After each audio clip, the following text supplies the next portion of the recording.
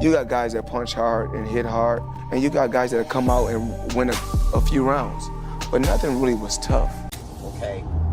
A lot of people are saying that Usyk heavyweight run isn't a lot of fighters at heavyweight, of course, because he only fought, was that 1, 2, 3, 4, 5 fighters at heavyweight. So again, I think Oleksandr Usyk is an exceptional fighter, but you need to match him with someone that can actually match his work rate.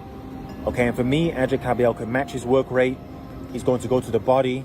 He's going to follow a game plan. Floyd Mayweather thinks fans are too fast to call fighters legends without seeing the full story. He questions if Oleksandr Usyk really deserves all the hype.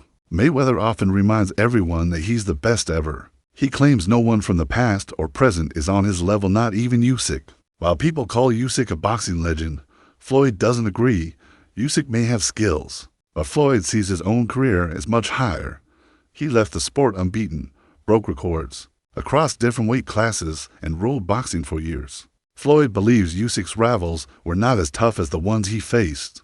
To Floyd, Usyk is getting too much credit and doesn't match him in talent, achievements, or greatness. At the end of the day, I'll let you know, there's no fighter that will ever be better than me. There's no fighter that wasn't better than me before me or after me or when I'm long gone. I'm the best. People like Showbiz the Adult offer strong points against all the praise Oleksandr Usyk is getting. Though many fans call Usyk one of the best for his success at heavyweight, Showbiz questions if his opponents were good enough to earn him that honor. The whole case depends on who he fought. If Usyk's wins came against average or past prime boxers, then those victories don't carry much weight, aside from Tyson Fury, who's often seen as a true top-tier fighter. Most of Usyk's opponents lack the fame or skill to place him with legends like Ali or Holyfield. That Usyk heavyweight run isn't a lot of fighters at heavyweight, of course, because he only fought, was that 1, 2, 3, 4, 5 fighters at heavyweight. But they saying that it's full of quality, right? I want you to understand, full of quality. Witherspoon isn't an all-time great heavyweight. His brother, Tim Witherspoon, you can argue. But Chance Witherspoon, no. Derek Chisora is not an all-time great heavyweight. He's not. He's a fantastic competitor, but if you look at who he fought and look at who he lost to, Chisora is not an all-time great heavyweight. He's not. Dubois is not yet an all-time great heavyweight. Look at who he fought, who he struggled with, who he lost to. Dubois is not an all-time great heavyweight.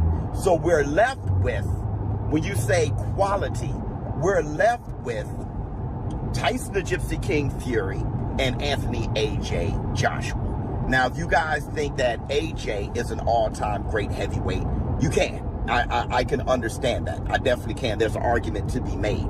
But Anthony Joshua, when you think about him and a lot of ops from other great heavyweights, Anthony Joshua lost to the likes of Ruiz, been knocked out by Ruiz, was knocked out by Dubois. Anthony Joshua, I'm not sure if you would consider him an all-time great heavyweight, but you can make an argument. Tyson Fury definitely can. So beating Tyson Fury twice is really Usyk's claim to fame. It's his thing. And another idea shared by experts is that Usyk shines more in pound-for-pound talks than in heavyweight history debates. They view him as a smart ring general with amazing footwork, defense, and boxing brain, someone who stands out today. Still, these experts don't quite say he's an all-time great at heavyweight. They argue that Usyk's greatness comes from his clever style and ability to adjust, not from beating legendary names. So, while he earns a spot among today's top fighters, putting him beside boxing's forever legends is still up for discussion. But let's talk about Usyk. His performance was mwah. Okay, that's number one.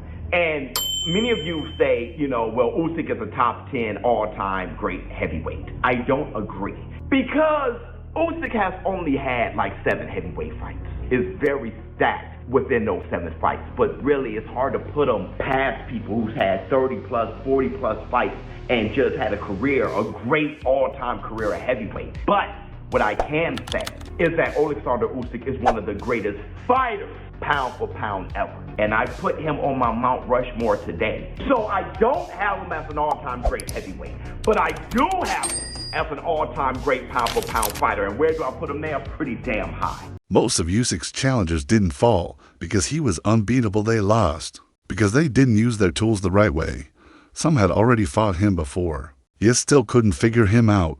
Experts have pointed out that someone like Michael Hunter or even Joe Joyce, who showed smarter movement and game plans, could have been more dangerous. A smart view is that fighters who can keep up with Usyk's timing and footwork skills, many heavyweights ignore, would make the fight more even, but instead, many stepped into the ring with no real plan, which made Usyk's job far easier. A bit harsh on Daniel Dubois after the fight, and I actually think I'm, being fair in being a bit harsh on him. I think Daniel Dubois is an exceptional fighter, but there is something, where it's a confidence thing. And I think Oleksandr Usyk, give him a lot of credit. His jab looked exceptional on Saturday. And really that first, jab that landed on Daniel Dubois, it snapped his head back, and it was a powerful jab. It actually reminded me of Artur Beterbiev's jab when it's, when he really snaps it. And it was obviously a very powerful shot. So I think Daniel Dubois, I think he was confused by Usyk, and I think, he just looked so discouraged to me. Again, take nothing away from Oleksandr Usyk. I thought it was an exceptional performance. And to be honest, he really didn't even get out of second gear. And he didn't even need to. Now, obviously, there's a lot of, talk about what he's going to do next. In my opinion, really, there's only one fight that I would actually want to see. For me, that's Adrian Caballel. I think Adrian Caballel is someone that, number one, knows how to go to the body. I think if Oleksandr Usyk does have a weakness, it is the body. I think Adrian Caballel can follow a disciplined game plan.